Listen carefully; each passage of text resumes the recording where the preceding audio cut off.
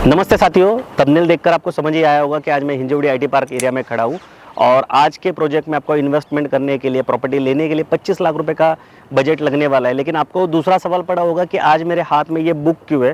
तो इस बुक का नाम है रिच डैड पुअर डैड जी, जो कि अमेरिकन राइटर रॉबर्ट कियोसाकी जी ने लिखी है। इस बुक में उन्होंने जो अपनी इन्वेस्टमेंट, आपका जो पैसा है उसको सही जगह निवेश कैसे किया जाए और उसको बढ़ाया कैसे जाए ये बताया। लेकिन इस लेखक पे रिसर्च करते वक्त और इन्होंने लिखी हुए किताबों और वीडियो को देखने के बाद मुझे एक बात समझ में आई कि ये जो राइटर है इन्होंने अपने लाइफ में 6000 जगह प्रॉपर्टी लेके रखी है। और उनका जो सीक्रेट है वो जब मैंने देखा, जाना, तो मुझे लगा कि ये सीक्रेट हर किसी को पता होना चाहिए, जिसकी वजह से हर रियल एस्टेट बायर का जो पोर्टफोलियो है वो काफ़ी अच्छे लेवल पे बन सकता है। बहुत बार क्या होता है, लोग सेकंड इन्वेस्टमेंट करते वक्त एक बहुत बड़ी गलती करते हैं, जो कि लेखक भी कहते हैं और हम भी लोग रोज एक्सपीरियंस करते हैं। अगर आप फर्स्ट होम ले रहे हो, पहली बार घर ले रहे हो, तो फर्स्ट होम के हिसाब से ही लेना चाहिए। लेकिन सेकंड टाइम अगर आप रेंट के लिए इन्वेस्टमेंट कर रहे हो या आपको रेंटल इनकम चाहिए, तो आप रेसिडेंशियल प्रॉपर्टी में आपको कभी भी इन्वेस्टमेंट नहीं करनी चाहिए, क्योंकि रेसिडेंशियल प्रॉपर्टी के जो रिटर्न्स होते हैं वो 2 या 2.5% से ऊपर नहीं होते। लेकिन जो कमर्शियल प्रॉपर्टी होती है उसके रिटर्न जो होते हैं वो हमेशा ज़्यादा होते हैं। जैसे आज मैं जिस प्रॉपर्टी में खड़ा हूँ, यहाँ के रिटर्न जो एनुअली 5% है और नेचुरल जो ग्रोथ है वो अलग सी होने वाली है। तो ये जो राइटर है वो भी यही कहने की कोशिश कर रहे हैं कि आप हमेशा सेकेंड टाइम जब इन्वेस्टमेंट कर रहे हो रेंट के लिए, तो वो इन्वेस्टमेंट या तो शॉप में कीजिए, ऑफिस स्पेस में कीजिए, गोडाउन में कीजिए, या तो प्रीलीज प्रॉपर्टी में कीजिए। आजकल क्या हो रहा है कि भारत की जो टॉप 10 मेट्रो सिटी जिसमें पुणे भी आता है, तो वहाँ पे काफ़ी बड़े लेवल पे आईटी जो पार्क है वो हो चुके हैं। तो यहाँ पे लोगों जो आते हैं, एम्प्लॉय जो होते हैं, तो उनको रहने की काफ़ी बड़ी समस्या होती है। ऐसे वक्त वो कम प्राइस में फुल्ली फर्निश या सारी फैसिलिटी होने वाली प्रॉपर्टी जो है वो सर्च करते हैं। तो आज का जो प्रॉपर्टी है वो उसी टाइप का है और फेज़ 2 में, हिंजवड़ी फेज़ 2 में। तो यहाँ पे अगर आप प्रॉपर्टी ले रहे हो तो आपको यहाँ पे फिक्स रेंट मिलने वाला है, यानी सालाना 5% आपको जो है वो आरओआई मिलने वाला है और आपका जो नेट आउटफ्लो है वो भी यहाँ पे पॉजिटिव होने वाला है। और छोटी इन्वेस्टमेंट होने की वजह से यहाँ पे कोई भी इन्वेस्टमेंट कर सकता है। मल्टीपल प्रॉपर्टी आप ले सकते हो अगर ये रेंज हुआ तो आइए अभी हम इस प्रॉपर्टी को डिटेल में समझते हैं, इस प्रोजेक्ट को डिटेल में समझते हैं। उससे पहले अगर आप हमारे चैनल पर पहली बार आए हो तो ऐसे नए नए वीडियो देखने के लिए हमारे चैनल को सब्सक्राइब करना बिल्कुल ना भूलिए, और वीडियो अच्छा लगा तो लाइक करके शेयर भी कीजिए।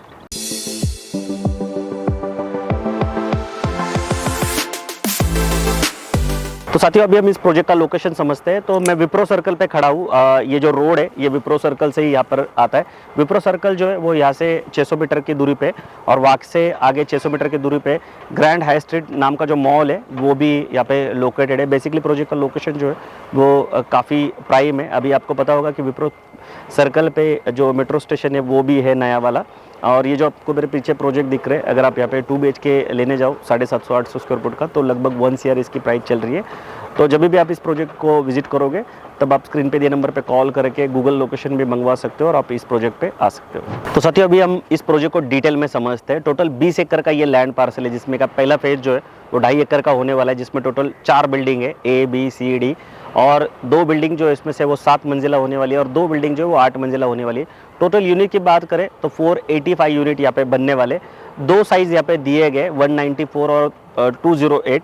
बेसिकली ये स्टूडियो अपार्टमेंट का प्रोजेक्ट है। अगर आप फर्स्ट होम के हिसाब से इस वीडियो को देख रहे हो तो ये फर्स्ट होम का कॉन्सेप्ट बिल्कुल नहीं है, ये है प्रीलीज प्रॉपर्टी का। यानी जो लोग शॉप में इन्वेस्टमेंट करते या ऑफिस स्पेस में इन्वेस्टमेंट करते या फिर जिनका मकसद सिर्फ रेंट इनकम कमाना है, तो उनके लिए एक प्रोजेक्ट जो है काफ़ी अच्छा है, क्योंकि 5% आरओआई इसका जो सालाना है वो आपको यहाँ पे मिल रहा है। तो जो 194 का यूनिट है वो आपको 25 लाख में जा रहा है सारे खर्चों के साथ, और 208 स्क्वायर फुट का यूनिट है वो आपको 26 लाख में जा रहा है, वो भी सारे खर्चों के साथ। अभी ये जो यूनिट है ये फर्निश यूनिट होने वाला है, जिसमें आपको यहाँ पे 2 बेड, 2 मैट्रेस, 2 वार्डरोब, 1 टन का AC, एक टीवी जो 40 इंच का होने वाला है, जनरेटर जो है वो जनसेट मिलने वाला है, इंडक्शन है, फ्रिज मिलने वाला है मिनी, उसके अलावा ओवन है, वाटर प्यूरीफायर है, फ़ैन है और लाइट है।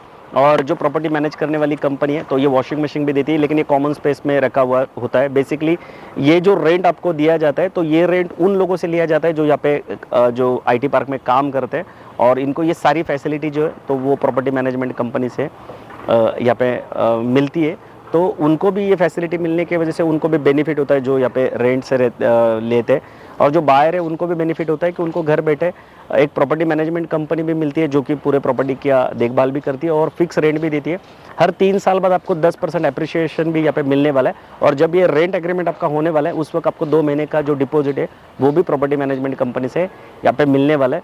तो हर एंगल से देखा जाए तो काफ़ी अच्छी डील है, लेकिन सिर्फ आपका माइंड सेट जो है वो रेंट का होना चाहिए, या तो ये आपकी सेकंड प्रॉपर्टी होनी चाहिए, या तो आप ऐसे प्रॉपर्टी में इन्वेस्टमेंट करने वाले लोग होने चाहिए जो कि रेंट लेना चाहते हैं, या शॉप या कमर्शियल स्पेस आप कहीं देख रहे हो तो आपके लिए ये लोकेशन और ये प्राइसिंग और यहाँ से मिलने वाला रेंट जो है वो काफ़ी अट्रैक्टिव है और आपको अट्रैक्टिव लग भी सकता है। तो आइए अभी हम इस प्रॉपर्टी पे कौन कौन सी एमिनिटीज़ मिल रही है उसको भी एक बार देखते हैं। तो साथियों अभी हम इस प्रोजेक्ट के एमिनिटीज़ को समझते हैं। तो आप मेरे पीछे देख सकते हो कि क्लब हाउस है, गार्डन है, जॉगिंग ट्रैक है, जिम जो है वो इन हाउस और ओपन जिम भी होने वाला है, उसके अलावा स्विमिंग पूल भी दिया गया है। अभी ये एमिनिटीज़ देने की वजह से क्या फ़ायदा है कि यहाँ का जो रेंट है वो थोड़ा सा बाकी प्रोजेक्ट से ज़्यादा मिलने वाला है, क्योंकि रेंट से लेने वाले जो लोग हैं यहाँ पे उनको फैसिलिटी जो है वो काफ़ी बड़े लेवल पे मिल रही है। जैसे यूनिट जो है फुल्ली फर्निश्ड तो मिल ही रहा है, लेकिन एमिनिटीज़ भी मिल रही है। जनरली क्या होता है कि प्री लीज के जो प्रोजेक्ट होते हैं उनका एरिया जो होता है प्रोजेक्ट का वो काफ़ी कम होता है, तो कम एरिया में प्रोजेक्ट बनने की वजह से एमिनिटीज़ नहीं दे पाते। लेकिन ये बड़ा प्रोजेक्ट है, 2.5 एकड़ का पहला फेज़ है, तो यहाँ पे एमिनिटीज़ जो है वो भी काफ़ी बड़े लेवल पे दी गई है। तो इसका बेनिफिट रेंट के लिए तो होगा और एप्रिसिएशन के लिए भी होगा। अभी जो पैकेज कॉस्ट है 25 लाख रुपए, उस पर कितना लोन होगा वो भी बताता हूँ। तो 20-21 लाख का आपका यहाँ पे लोन हो जाएगा 8.5-9% से, और जो आपका EMI है वो आएगा आपका 15 से लेके 20,000 के बीच में। अगर आप कम ड्यूरेशन ले रहे हो तो ज़्यादा से ज़्यादा 20,000 रुपये आपका EMI आएगा, और अगर ड्यूरेशन 25-30 साल का ले रहे हो तो आपका 15 या 16,000 रुपये यहाँ पे जो EMI है वो आ सकता है। उसमें से 9,600 रुपये जो प्रॉपर्टी मैनेजमेंट कंपनी वो आपको फिक्स दे रही है, और हर 3 साल बाद 10% का अप्रिसिएशन भी आपको मिल रहा है। तो आपको जेब में से यहाँ पे 5 या 6,000 रुपये इन्वेस्टमेंट करने पड़ेंगे, और आपका एक असेट यहाँ पे एक क्रिएट होगा जिसको आप रियल असेट कह सकते हो। और इतना छोटा लोन को अगर आप जल्दी क्लियर कर सकते हो, जैसे शुरुआत में मैंने बताया कि जो हमारे rich dad poor dad book के ऑथर है रॉबर्ट कियोसाकी, तो वो बताते हैं कि आप प्रॉपर्टी को लीजिए और जल्द से जल्द ऐसे प्रॉपर्टी को क्लियर करने की कोशिश कीजिए। यानी एक प्रॉपर्टी को लीजिए, उसका जल्द से जल्द जो पूरा फोरक्लोजर वो कीजिए, और ऐसे छोटे छोटे इन्वेस्टमेंट कीजिए फ्रैक्शन में। अगर आप बड़ा इन्वेस्टमेंट करते हो रेंट के लिए, मान लो अगर यही एरिया में अगर आपने 1 CR का फ्लैट ले लिया तो उसको टेनेंट जो है वो भी आपको सर्च करना पड़ता है, और इमरजेंसी आने पे इतना बड़ा बायर आपको तुरंत नहीं मिलता। लेकिन अगर आप छोटी छोटी इन्वेस्टमेंट करोगे, जैसे यहाँ पे 25 लाख का बजट है, तो अगर इमरजेंसी आ रही है तो इतने छोटे प्रॉपर्टी को आपको बायर भी मिलता है।